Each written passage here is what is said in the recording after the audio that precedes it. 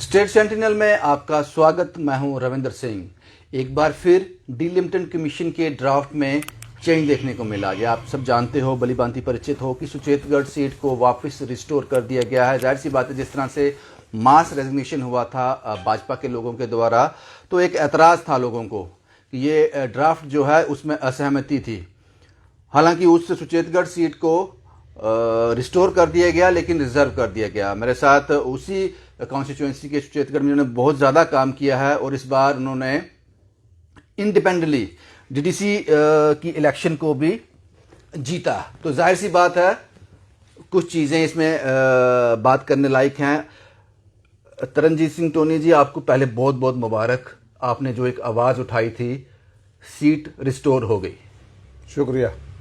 तो अब आगे क्या? लेकिन एक चीज़ और है, एक उगली और है इसमें कि वो सीट रिजर्व भी हो गई। देखें, मुझे रिजर्वेशन से कोई एतराज़ नहीं है कि मेरे दलित भाइयों को कोई रिजर्वेशन मिले, लेकिन मुझे अपने हक की बात भी करनी है। और वो कहते हैं ना, आसमान से गिरा और खजूर पे अटका। ये बीजेपी को साफ तौर पे नजर आ गया था कि सुचेतगढ़ में वो they will fail miserably. Elections में धूल चटा दी जाएगी उनको अपोजिशन की तरफ से। उनको ये जब ये लग गया कि हम दोबारा जो डीडीसी इलेक्शंस में जीते हैं वो दोबारा जीत कर आ जाएंगे, उस कारण वो उस घबराहट में, उसी को मद्देनजर रख के उन्होंने दोबारा उसको रिजर्व किया है। हालांकि ये एक बढ़िया घटिया चाल है। ये रिजर्वेशन जो थी, बेसिकली ये रिजर्वेशन थी रामबन कॉन्स्टिट्यूंसी की, वहां की रिजर्व्ड सीट को उठा के सिर्फ हमें हराने, हमें हमारे वो कैंडिडेचर को रोकने के लिए तो इन्होंने ये काम किया। लेकिन वहां पे बीजेपी नहीं जीतेगी, ये भी मैं बता दूं। मैं आज आपको बता दूं, आप मेरी उंगली काटें, बीजेपी वहां क्या, आप आने वाले दिनों में इनका धूल चटा दी जाएगी। इनको सभी इलाकों में जो सभी बरादरियों के साथ इन्होंने धोखा किया है। They have tried to gag the political voice of Jat community, Sikh community, schedule caste from other districts और गुजर मुस्लिम कम्युनिटी। मैं आपको माइनॉरिटीज को सभी को गैग करने की बात की है।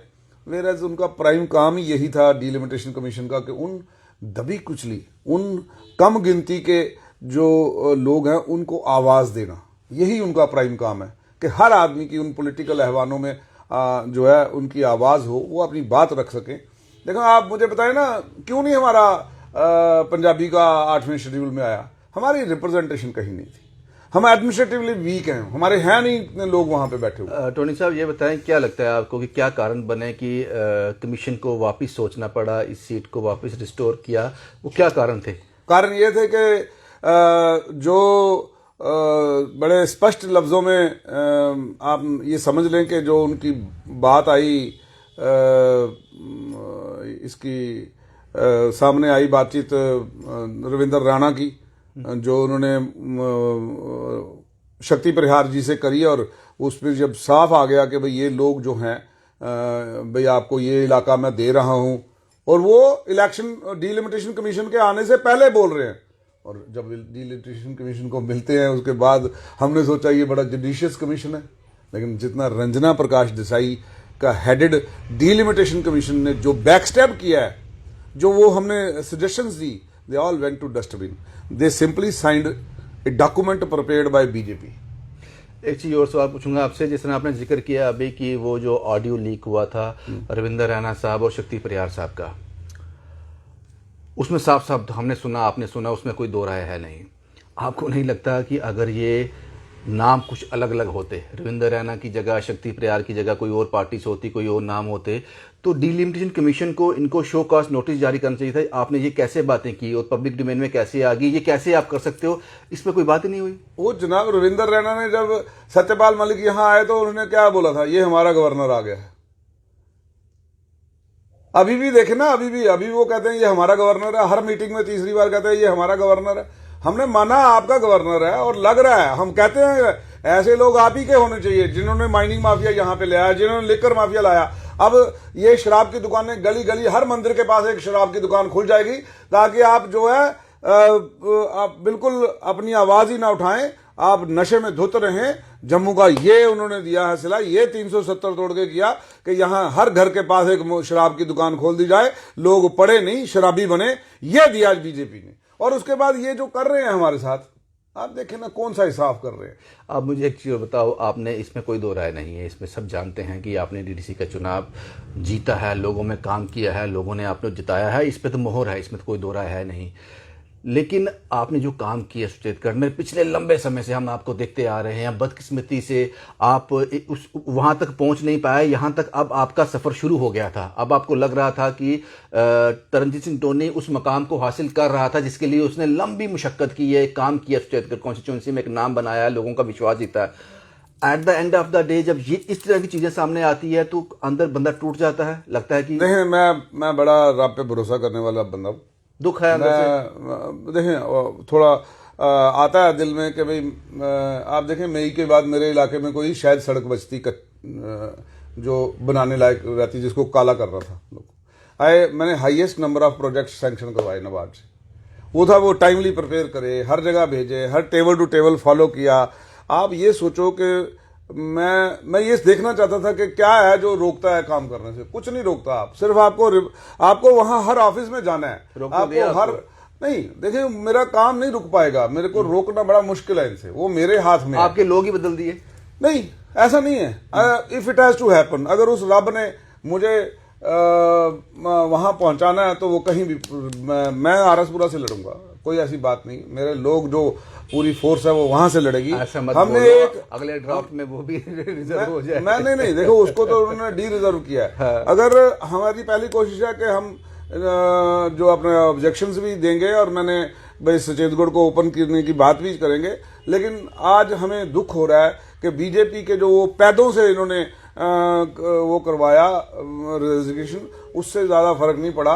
फर्क पड़ा जब हम सड़कों पे हजारों की तादाद में उतरे, ठीक है। और दूसरी बात, आपको ये एक बात बता दूं कि आज वो लोग जो बीजेपी में कैबिनेट मिनिस्टर की हैसियत से रहे, जो आज वाइस प्रेसिडेंट बने बैठे हैं, सीनियर वाइस प्रेसिडेंट बने बैठे हैं और मंडलों के प्रधान बने बैठे हैं, वो जाट कम्युनिटी या और शेड्यूल कास्ट कम्युनिटी या और बाकी सिख कम्युनिटी के जो लोग या किसी और जाति वर्ग से जो लोग हैं, माइनॉरिटी से जो लोग आज वहां बैठे हैं, वो अपनी अपनी कम्युनिटी में उनको लोगों ने ट्रेटर बोल दिया। खासकर जाटों में तो आज बात चल गई कि वो लोग जिनकी आवाज को बिल्कुल गैग कर दिया, जिनको सियासी कत्ल कर दिया, तो आप कैसे अपनी जिसने कत्ल किया उसके साथ भी खड़े हो और जो जिसका कत्ल हुआ है उसके साथ अफसोस भी कर रहे हो। ये दोहरी राजनीति अब लोगों के सामने ज्यादा देर नहीं चलेगी। तरनजीत सिंह जी, कुछ अखबार लिखते हैं कि जब ये सीट रिस्टोर हुई उसके बाद रिजर्व हुई, कुछ अखबार लिखते हैं कि बीजेपी की जो आवाज़ थी उसको सुना गया, डिलिमिटेशन कमीशन सुना, ये सब उन्हीं की मेहनत थी जिससे ये सीट रिस्टोर हो पाई है। क्या लगता है आपको? मेहनत क्या करनी थी, उन्होंने खुद ही तो लिखना था। रंजना प्रकाश देसाई का जो कमीशन है उसने तो सिर्फ दस्तखत करने थे, पहले भी उन्होंने वैसे किया। हमने कई जगह बोला, मैं पूछना चाहता हूं रंजना प्रकाश देसाई जी से बड़े आदर मान सम्मान के साथ कि क्या वो जस्टिफाई कर सकते हैं कि दयानी पटवार सर्कल को कैसे रामगढ़ के साथ जोड़ा गया? आपने कैसे रामबन की रिजर्व कॉन्स्टिट्यूंसी उठा के तो दोबारा सुचेतगढ़ को रिजर्व किया? आप क्या जस्टिफाई कर सकते हैं कि आपने जो कैसे जोड़ा मेंबर पार्लियामेंट सीट को, कैसे अनंतनाग के साथ जोड़ दी, बीच में कितना इलाका छोड़ दिया, 100 किलोमीटर वो छोड़ दिया? आप जस्टिफाई कर सकते हैं कि भाई आपने नगरोटा को एसटी रिजर्व करना था, लेकिन वहां की जो मुस्लिम कम्युनिटी थी वो 38% थी, उसको अलग करते करते उन्होंने उसको बिखेर दिया सब जगह। 4 मार्च तक अपने आप जवाब दे सकते हो, एतराज दिखा सकते हो। सॉरी, देखें हम तो एतराज भी देंगे, उसका प्रोटेस्ट भी करेंगे, लेकिन मुझे एक बेहद जो गलत लग रहा है कि आज जो ये बातें बाहर आई हैं, ये बीजेपी के लोग 20-25 दिन पहले से कर रहे थे कि हम इसको डी रिजर्व करके शायद रिजर्व करेंगे और साउथ को खत्म कर देंगे, सतवारी से आगे का हिस्सा जो है वो उधर आरसपुरा में जाएगा, आरसपुरा का कुछ हिस्सा सुचेतगढ़ में डाल के उसको रिजर्व कर देंगे। जो वो बोल रहे थे वही हो गया।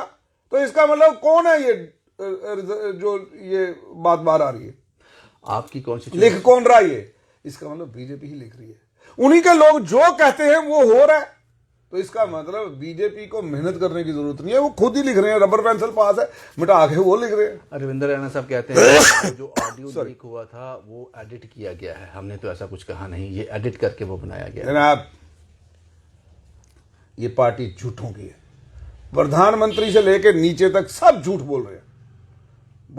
बोला प्रधानमंत्री ने 15-15 लाख रुपया दिया किसी को, बोला प्रधानमंत्री ने 2 करोड़ नौकरियां दी किसी को, बोला 5 ट्रिलियन इकोनॉमी हो जाएगी, हुई आपकी, बोला हम आपको जो है चाइना को लाल आंख दिखाई इन्होंने, कौन सी काम कर दिया। झूठ का पुलंदा ऊपर से चलता है। आपको कितने लाख करोड़ का पैकेज दिया था कोरोना में, मिला किसी को कोई राहत मिली? ट्रांसपोर्ट इंडस्ट्री मर रही है, यहां पर ठेकेदार बाहर से लाए जा रहे हैं, यहां पे छोटे ठेकेदारों को मार के रख दिया। बताइए ना क्या किया। जम्मू को अच्छी नौकरियां ही देनी थी, 370 टूटने के बाद दी किसी को। बैंक में मुलाजिम लगाए, जेएंड के बैंक में कहते हैं हरियाणा से लोगों को ला दिया। आपको 700 रुपए की ट्राली मिलती थी रेत की, वो 7000 की होगी। माइनिंग माफिया ले आया, लिकर माफिया ले आया, और उन्होंने बोला और दुकानें हमको चाहिए, उनके लिए और दुकानें खोल दी। कौन है ये? हमारी आवाज नहीं सुनी लेफ्टिनेंट गवर्नर ने कहा आपके जो सरकारी वकीलों का पुलंदा रखा है वहां पर, उनका क्या काम है? हमारी किसान की ट्रैक्टर की ट्राली अंदर होती है तो 50,000 रुपए जुर्माना, और किसी का जो बड़े माइनिंग माफिया का डंपर अंदर होता है तो वो 5,000 रुपए देकर छूट रहा है। जो भी आपने मुझे अभी बताया, इस पर भाजपा कहती है कि यहाँ पे एक कोई सरकार नहीं है, ये एलजी ऑफिस यहाँ काम कर रहा है, ये सब वो करते हैं। लेकिन आज एक और रिपोर्ट सामने आई है जिसमें ये कहा गया है कि 12,000 पीडीडी एम्प्लॉय जो हैं, जो काफ़ी लंबे समय से डेली वेजर थे, उनको परमानेंट किया जाएगा। लेकिन इसका क्रेडिट पूरा बीजेपी ले दी है। मुझे ये नहीं समझ आती, यही तो इनकी दोगली है, वो दोहरा चेहरा है, दोगली राजनीति है इनकी। जो गलत हो जाए तो हम ये भाई हमारा नहीं है, जो अच्छा हो जाए तो ये हमारा है। सो ये लोग बेसिकली झूठी पार्टी है, ये जुमलेबाज पार्टी है, और ये साबित हो रहा है हिंदुस्तान में। आप देखना आने वाले दिनों में बीजेपी बिल्कुल इस देश से भारत मुक्त जो बीजेपी भारत हो जाएगा। यहां बीजेपी का नामो एवरी नुक एंड कॉर्नर से। और मैं लोगों से कहना चाहूंगा, मोदी है तो मुमकिन नहीं है, एजुकेशन है तो मुमकिन है। शराब के ठेके खुलने से कोई मुमकिन कुछ नहीं होगा, स्कूल खुलने से मुमकिन होगा। लेफ्टिनेंट गवर्नर साहब, ये शराब के ठेके मत खोलें, जो स्कूल बंद हो गए उन पे खोलने का ध्यान दे आपकी एडमिनिस्ट्रेशन। एक स्कूल बंद करके मर्ज करके दूसरे के साथ जोड़ा जा रहा है, हजारों स्कूल आपने बंद कर दिए ऐसे। ये आपकी असलियत है एडमिनिस्ट्रेशन की। आपको वो सारा गंद अंडर द कारपेट रख के ऊपर कारपेट रख देते हैं, आपको लग रहा है कि कारपेट बड़ी नरम है, उसके नीचे गंद है। आप एडमिनिस्ट्रेशन आप रखे ना कभी मीटिंग पब्लिक की, आपको पता लग जाए कि यहां सच है कहां पर। लेकिन आप खुद ही आपने ये बेलगाम एडमिनिस्ट्रेशन जो है, जो अफसरशाही चल रही है, ये अंग्रेजों के वायर सराव, इससे बुरी सरकार है रियासत के अंदर, शायद पूरे हिंदुस्तान के अंदर है। लेकिन जम्मू कश्मीर में तो आज साबित हो चला है कि यहां पे ये जो अच्छे दिन के वादे देश भर में थे, और जम्मू को बोला गया था डेली वेजर, आप 15-18 क्यों कर रहे हो? आप सारे डेली वेजरों को पक्का कर दें, आप नई नौकरियां नहीं दें, उन्हीं को लगा दें, उन्हीं को पक्का कर दें। आपने हमारे को बॉर्डर बटालियन के लिए बोला गया, आपने अमित शाह जी ने बोला, राजनाथ सिंह जी ने बोला, दी किसी ने? उनको बच्चे बच्चियों को रोज पुल पे आप लाठीचार्ज करवाते हो। ये इसलिए ये आज इनकी चेहरा बेनकाब हो गया। 2019 के बाद की सारी नौकरियां कैंसिल कर दी, और अमित शाह जी ने बोला, on the floor of the house बोला, प्रधानमंत्री जी ने लाल किले से बोला कि आपकी स्टेट रिस्टोर कर दी जाएगी जल्दी ही। कौन सी जल्दी ही हो रही है? डर रहे हो ना आप कि आप हार जाओगे, आपको मालूम है अंदर आप हार जाओगे, इसीलिए आप रिस्टोर नहीं कर रहे स्टेट। और मैं जम्मू के तमाम लीडरशिप को जो अपोजिशन में, उनको कहूंगा कि वो जम्मू स्टेट का नारा दें, जम्मू स्टेट का नारा दें। जम्मू स्टेट नहीं तो बीजेपी को वोट नहीं। आप ये कह रहे हो कि अगर भारतीय जनता पार्टी जम्मू में सरकार बनाती है तो कैसे बनाती है? अगर फिर स्टेटहुड मिल जाएगा, तो अगर इनको चांसेस कम लग रहे हैं, दैट मीन्स ये इंतजार कर रहे हैं कि पहले इलेक्शन हो जाए, रिजल्ट आ जाए, उसके बाद फैसला करेंगे। मैं उनको मालूम है नहीं आना उन्होंने पावर में। आप कैसी जनाब क्यों चले वाली गल कर रहे? क्या बात है, आप तो इतने मंजे हुए पत्रकार हैं, आप क्यों ऐसी बात करते हो? वो कोई नहीं है, ये 44 पार नहीं कर सकते, आप कहते 50 पार कर लेंगे। कहां से पार कर लेंगे? नियत को मुराद मिलती है, वो काम तेले, वो पल्ले नहीं तेला तो कर दी मेला मेला। इनके पास है क्या दिखाने को कि हमने जम्मू के लिए क्या कर दिया? 370 तोड़ने से बेड़ा गर्क कर दिया, 35 तोड़ने से बेड़ा गर्क कर दिया। आपने कुछ नहीं किया। इसके टूटने से हम भी सोच रहे थे पता नहीं कौन सा तूफान आना है, पर कुछ नहीं, बेड़ा गर्क हो गया। भू माफिया आ गया बाहर से, पावर आप बेचने लगे थे। ये लेफ्टिनेंट गवर्नर की सरकार, वो तो भला उन कर्मचारियों को जिन्होंने 2 दिन की हड़ताल रख दी। आज अब देखा ना आपने, चंडीगढ़ में 20,000 एसेट्स की पावर के हैं, लेकिन उसको 871 करोड़ में बेचने पे लगा दिया मोदी सरकार ने। टोनी साहब, आपने ये फैसला तो कर दिया कि भारतीय जनता पार्टी की सरकार जम्मू कश्मीर में नहीं आएगी, तो किसकी सरकार बनाने जा रहे हैं? अपोजिशन की सरकार होगी। वो अपोजिशन क्या है? वो अपोजिशन क्या है उसका? वो opposition national conference and Congress भी हो सकती है, उसमें बाकी पार्टियां भी हो सकती हैं, लेकिन अपोजिशन की सरकार आएगी। तो तरनजीत सिंह टोनी यहाँ कहाँ खड़े दिखते हैं? तरनजीत सिंह टोनी आज भी इंडिपेंडेंट खड़े हैं फिलहाल, और आगे की आगे देखी जाएगी। जो आप यहाँ से कॉन्टेस्ट करने जा रहे हैं, वारसपुरा सीट से वारसपुरा सीट से करेंगे। इस बार हमने वोट की राजनीति से नहीं, बीजेपी को चोट देने के लिए राजनीति करनी है, देंगे। और हम यहां सिर्फ वहीं नहीं घूमेंगे, हम पूरे जम्मू सूबे में भी एक चक्कर लगाएंगे और लोगों को, बाकी पार्टीज को एक करने की बात करेंगे, ऑपोजिशन को एक करने की बात करेंगे। क्योंकि आज भी मैं समझता हूं बीजेपी बेड़ा गर्क पार्टी है। इसने जम्मू कश्मीर का बेड़ा कर दिया, पूरे हिंदुस्तान का बेड़ा गर्क कर दिया। 2 करोड़ नौकरियां बोली थी। आप मुझे बताएं, आज बेरोजगारी कहां सिर चढ़ के बोल रही है। बच्चे हिंदुस्तान में रुकना ही नहीं चाह रहे। यहां से पिछले दिनों आप देखें कि कितने लोग फॉरेन गए और कितने लोग बाहर से आके यहां आए। पार्लियामेंट कहीं सवाल किया किसी ने, तो उसका जवाब यह है कि तकरीबन 6.5 लाख के करीब लोग बाहर चले गए और 4400 लोग कुछ जो है वो हिंदुस्तान में आके बसे। आप सोचें हम कहां खड़े हैं, आप सोचें आप हम कहां खड़े हैं। हमारी कौन सी फॉरेन इन्वेस्टमेंट आ गई, हमारा कौन सा जो है बहुत बड़ी जो है इंडिया में इंडस्ट्रियल रेवोल्यूशन ले आए ये लोग जो बात करते थे। आप मुझे बताएं कि कहां हम खड़े हैं। हम अपने आने वाले नस्लों के सामने खड़े नहीं हो पाएंगे अगर हमने आज इस जो है ना अमीरों की सरकार कह सकते हो आप, अंबानी और अडानियों की सरकार जो बन गई है, जो देखें रिश्वतखोरी की आज इंतहा हो गई है। आप या जो किसी ने सवाल किया, फिर किसी ने वो उसके ऊपर जवाब आया कि 588 करोड़ के एसेट बने कांग्रेस के 70 सालों में, इनके 5,500 के करीब एसेट बन गए। कैसे? 7 सालों में कैसे भाई, मुझे बताएं आप, ये क्या है? वो लोगों को ये इसका जवाजियत चाहिए ना लोगों को। कैसे भाई? लोगों की आर्म ट्विस्टिंग करी गई है।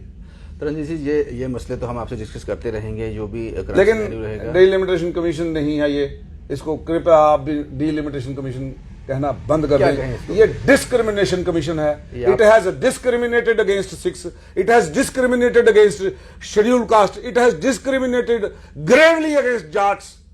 पूरी बॉर्डर सील करके रख दिया।